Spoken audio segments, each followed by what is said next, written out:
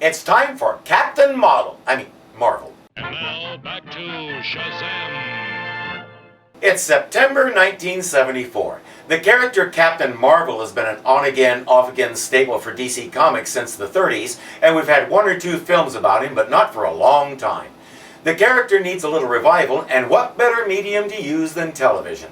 So for the first time, Captain Marvel comes to the small screen. Chosen from among all others by the immortal elders Solomon, Hercules, Atlas, Zeus, Achilles, Mercury, Billy Batson and his mentor travel the highways and byways of the land on a never-ending mission. In time of dire need, young Billy has been granted the power by the immortals to summon awesome forces at the utterance of a single word. Shazam!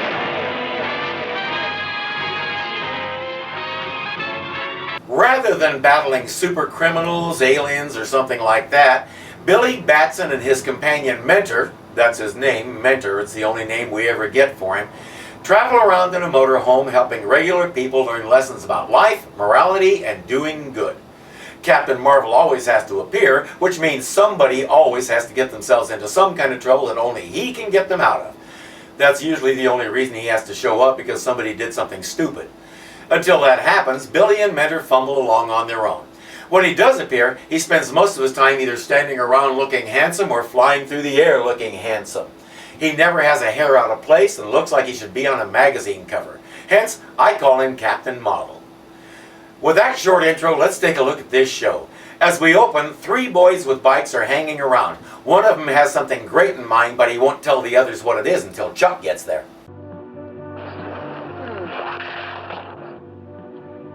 There he is. So come on, what's the big mystery? Oh, well, I know where there's a car with the keys in it. Hey, All right. Hey, you mean you want to steal a car? No, I don't want to steal a car. We're just going to borrow it for a while. You know, ride around, cruise around, listen to the radio, stuff like that. Chuck says, I don't think that's a good idea. Oh, man. Oh, I don't believe this guy. I just don't believe it. Come on, you guys, come on. I don't believe this guy. He's still chipping.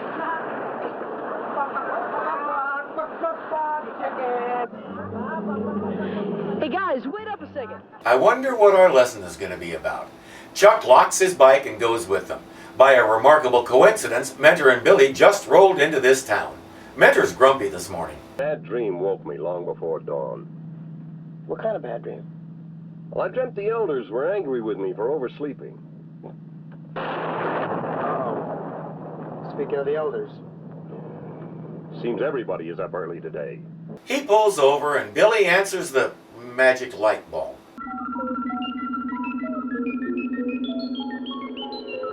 O elders, fleet and strong and wise, appear before my seeking eyes.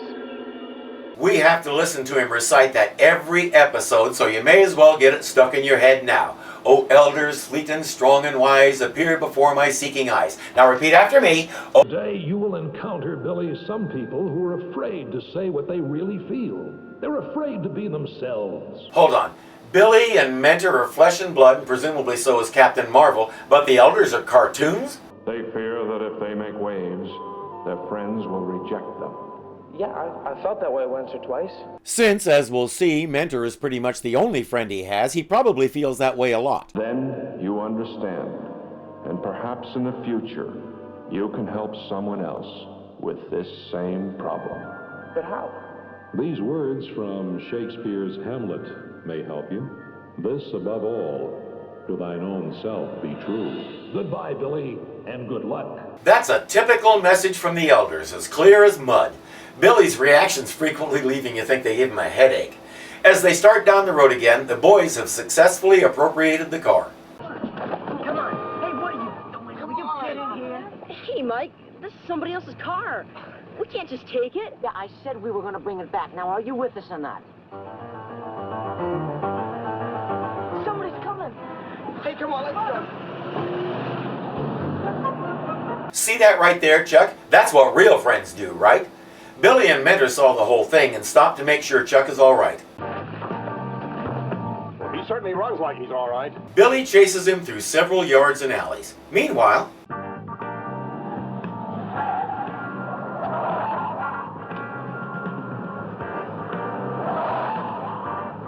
Hey, man, you sure you know how to drive? This car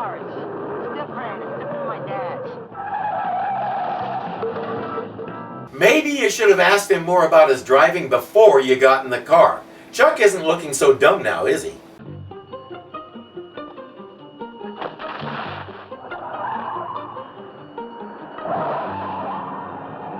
Mike, look out, there's Chuck.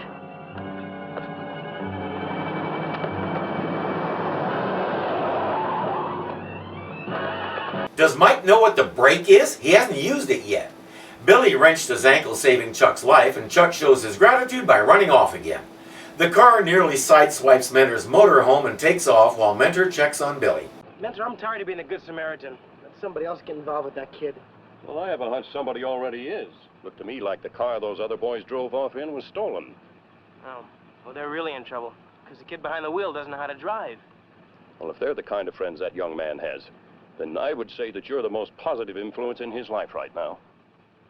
And now we get a look inside Billy's head, pretty much literally. They fear that if they make waves, their friends will reject them. And perhaps in the future, you can help someone else with this same problem. He has those flashbacks a lot. Hey, the 60s wasn't that long ago, it's to be expected. We almost always get to see Billy put the mystery words of the elders together with the current situation and come to his "oh right" moment. You guys really scared me back there in that alley.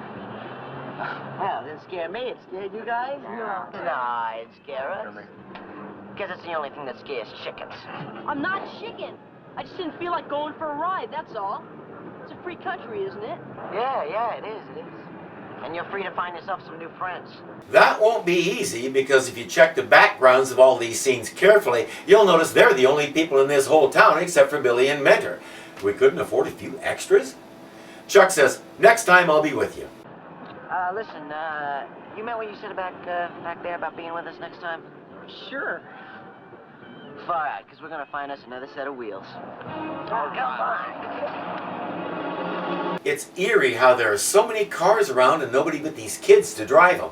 Oh, man. I don't believe this dude. Man, I bet he's even got locks on his socks. Hey, you know, we're only going in for a minute. I'm telling you, come on, I want to get out. Starving. Go, let's go. Sure, what's the worst that could happen? Hey, my bike's gone! I knew I should have locked it. We were only in there a couple minutes. Oh, hey, listen, you guys gotta help me find it. Ah, come on, Chuck. We're going to look. I don't know, but we gotta try. Oh, forget it, man. It's gone. More examples of true friendship. They take off without him just as Mentor and Billy spot him.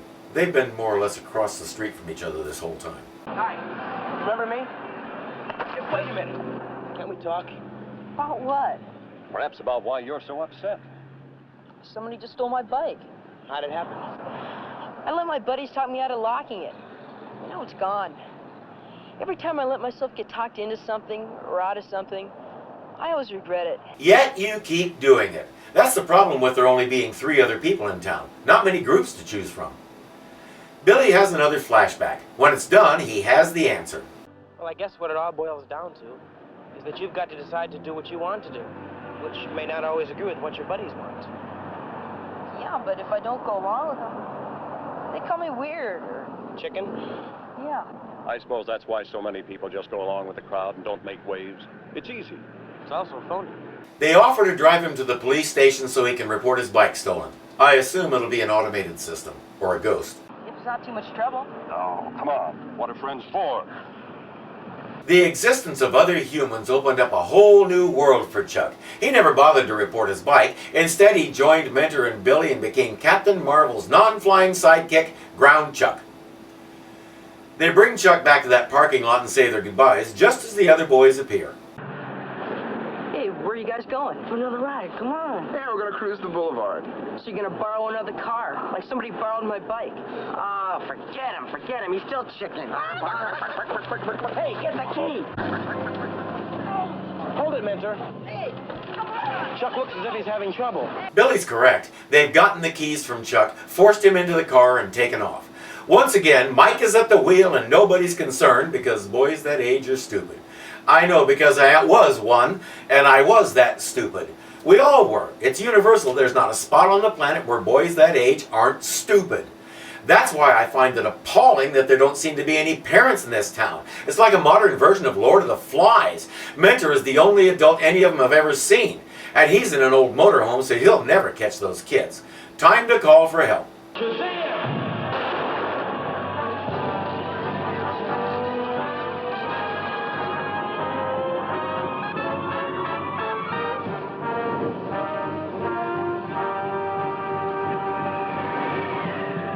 He has to be careful, though. If he says it with a southern accent, he turns into Gomer Pyle. In the car, Mike still can't figure out where the brake is. I don't believe it. It's Captain Marvel. Captain Marvel? Mike was one of those drivers who takes the wheel with him when he does that. There wasn't much left of the boys when the car hit the bottom of that canyon. Captain Marvel never forgave himself, but Billy Batson did.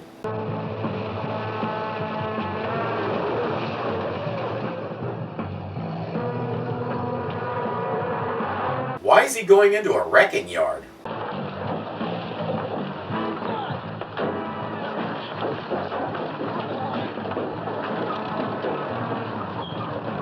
Because they think they can hide the car among all those others and stash themselves just in case Captain Marvel does find it. But he won't have to find them, somebody else will find him first.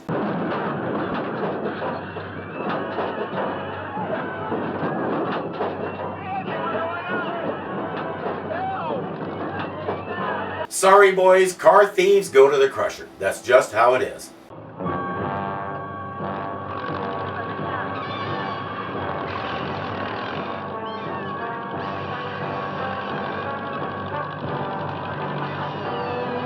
We see a few things here. For one, Captain Marvel makes his own laws of physics because he can pull that thing down against the pressure of the engine without being braced against anything but empty air.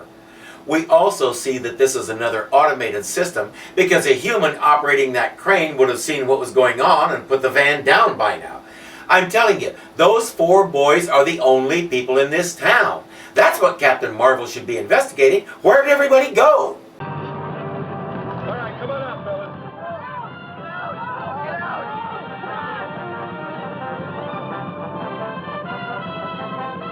They could have opened that door any time. Why didn't they jump out when the claw first grabbed onto them?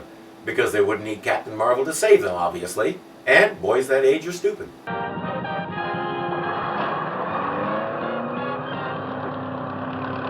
He let go a little too quickly and launched the van into space where it eventually fell into the sun. Well, you boys made some mistakes today, and you'll have to face up to them. I'm going to jail? No, you go to the crusher. I already told you that. I don't know. That's up to the juvenile authorities. But we're only trying to have some fun.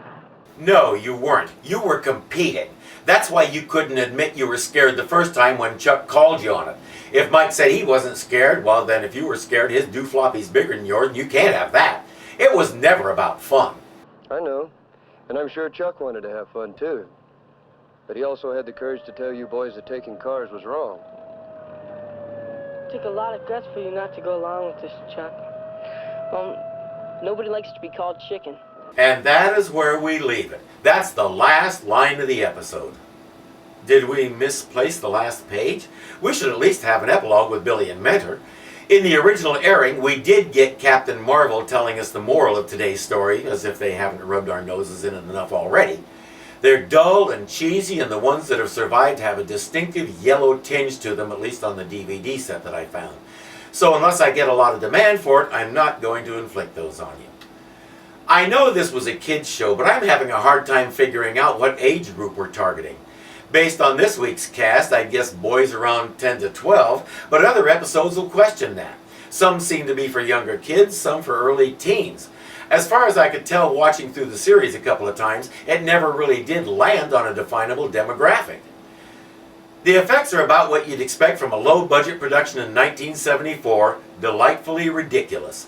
One of my favorite aspects of the show is how Captain Marvel's expression basically never changes. His eyes move and not much more. His job isn't really to save people, his job is to stand there and look impressive and deliver the moral. The other stuff is necessary clutter. We are going to have a great time with this series, so stay tuned. There's plenty more on the way.